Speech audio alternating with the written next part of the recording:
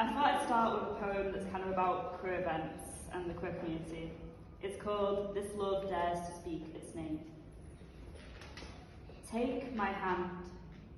Follow the pink fairy lights along the alleyway.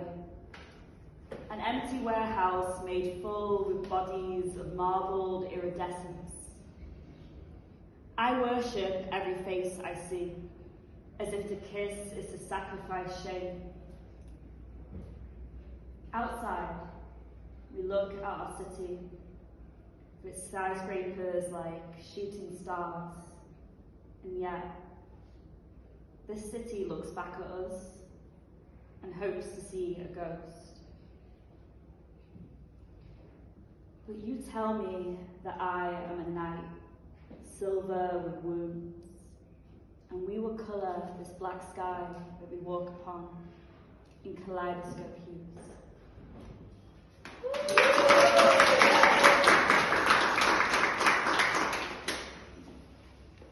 This next piece is called Nail Biting.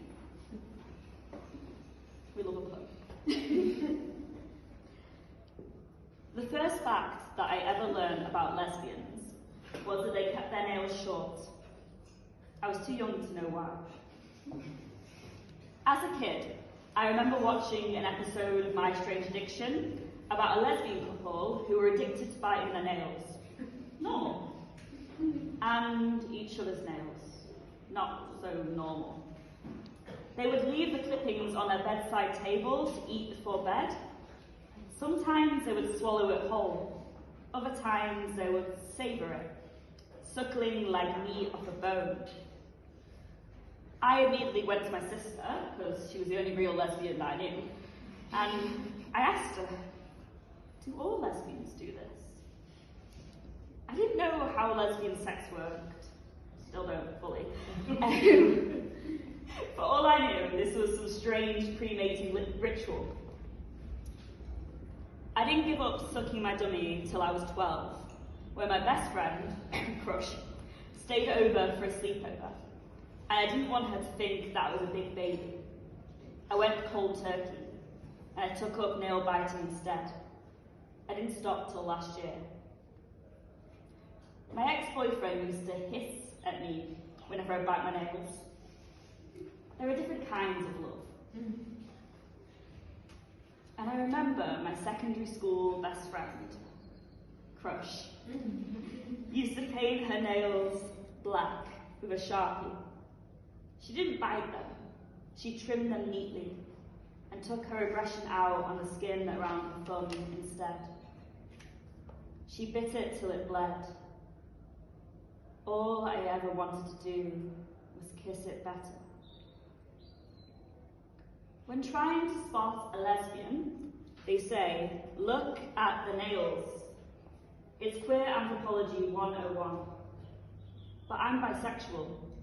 Does that mean that my nails should be midlength?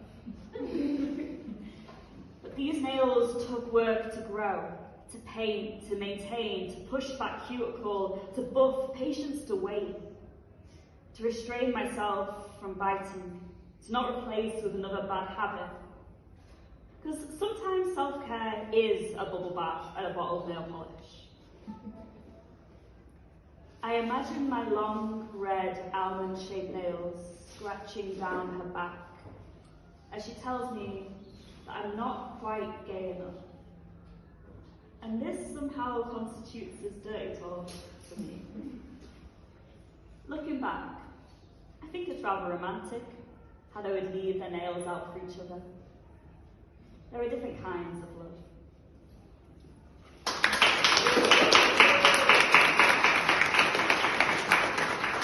The hilarious thing is I did actually start biting my nails again. I flew all over my fingers. Save everyone. The hilarious thing is I did actually start biting my nails again. I flew all over my fingers. This poem is called Club Revenge, Brighton 2 AM. Has anyone ever been to Club Revenge in Brighton? It's like a lesbian nightclub, but there are sadly straight men there. Anyway. I am raw-cut yellow sapphire, silk draped upon my skin, tight at my waist and hanging from my shoulders like wings. From across the bar, I gaze at her, and it is like I am on the edge of a cliff at night, looking down onto the tempestuous ocean. As she walks closer to me, my arm is outstretched towards her waves. Kissing her is an elixir. My sweat becomes sweet rose oil, my lips tingle with the taste of vodka and sea salt. Regrettably, I break away to buy us a drink at the bar. There, a boy, freshly plucked from puberty, walks over to me and offers to buy me a drink. I decline, politely, but he persists, his fishbone body moving closer and closer to me. My body rebukes, silk scarfing itself around my cleavage until I am fabric without body. For a moment, I cannot breathe. But then, she places her arms around me. The music stops, and all I can hear is the soft crashing of waves at dawn. But he does not give up that easily. Like we are deer, swift across the mountaintop, and he is a very small wooden arrow breaking at our skin. The lights in the club turn saffron, and the room fills with smoke like we are burning him alive with our silence. As a bane against mankind, has high thundering Zeus created women, conspirators in causing difficulties. We walk backwards through the smoke, past a sea of neon bodies, out of the doors, shivering in each other's arms towards the seashore. There we embrace, and like lightning in the darkness, Iris blesses our skin with prismatic light.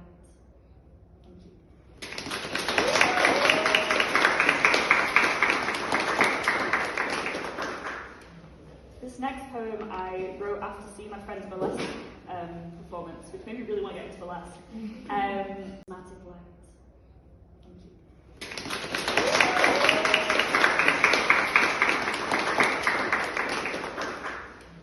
This next poem I wrote after seeing my friend's burlesque performance, which made me really want to get into burlesque.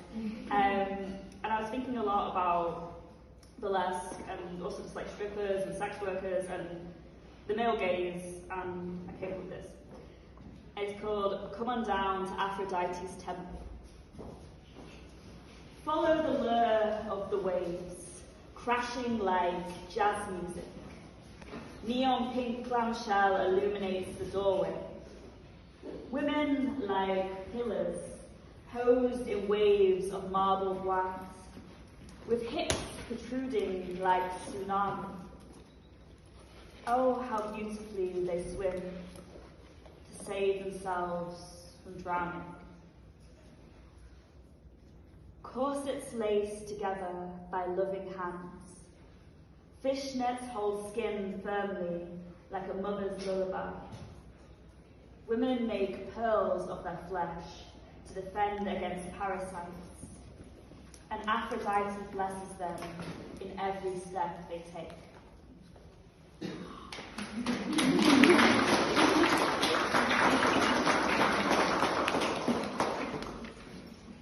Sorry, dogs, I'm distracted.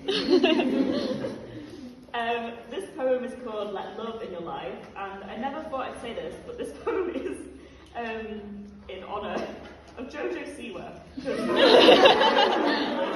Like, it's whatever you think about her, like, the homophobic treatment she got on Big Brother is absolutely disgusting, and we should all file Ofcom complaints. He'll probably get voted off anyway, but he should be kicked off. It's called Let Love Into Your Life, and this is a true story. An old lady, wearing 3 thin watches on her wrists, stops me on the street and asks me for the time. By answering her, I have signed a contract. My body is frozen. My kindness has opened a wound within her, from which maggots and flies emerge. Through her lips, like raspberries on the fingertips of a child. She tells me that the murderers, the homosexuals, and the sex offenders will all burn in hell. She says it all in one breath, like they are all one in the same. I look into her cataract eyes, and I remember last night, like they are crystal balls. I can see the bodies of leather and naked skin, sweating with ecstasy, joy, and freedom. My hungover, deflated body is a postcard of liberation. The old lady with cataract's eyes is yelling at me, but I am on the dance floor, bodies burning, howling for pure joy. The old lady with the cataract's eyes is screaming at me on the street outside the corner store and on the dance floor. Together we scream, together our throats crack and our heartbeats sink.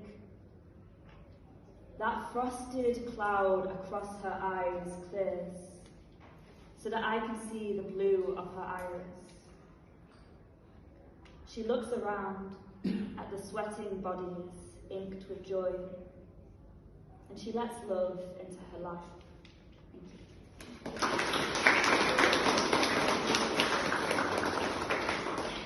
I've just got a couple more, but can I say I'm really enjoying this? It's so nice to read gay poems in a gay space. Sometimes read them in non-gay spaces, and it's like, I don't know. This poem is called Limbo. And I wrote this in response to a photo I got given that was like a picture of like a stairway, and I was like, I don't know what to write from this, but I wrote this. Physically, we are two 16-year-old girls sat midway on a staircase, wilted into each other like overwatered violets.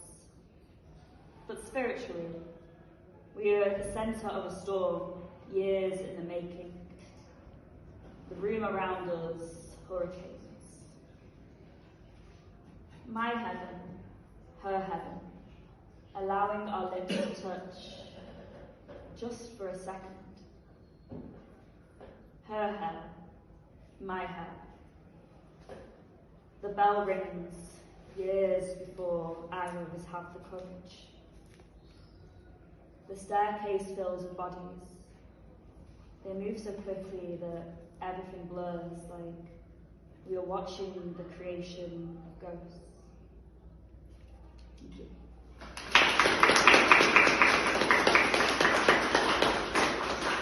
My last one.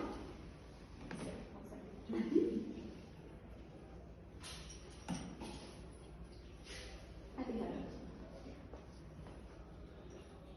It's called Afterbirth. Imagine me naked in portrait. Placed inside an oyster shell, I adorn myself in goddess blood until I come out alone, ripe like a newborn. Imagine me naked in bloom. The greatest fruit drops at night, pausing gracefully, pausing gravity, spinning like ballerinas, almost rolling into my mouth for me to destroy. Imagine me naked in ink, umbilical to myself, birthing black into evergreen. Please, destroy me to reach nirvana. Thank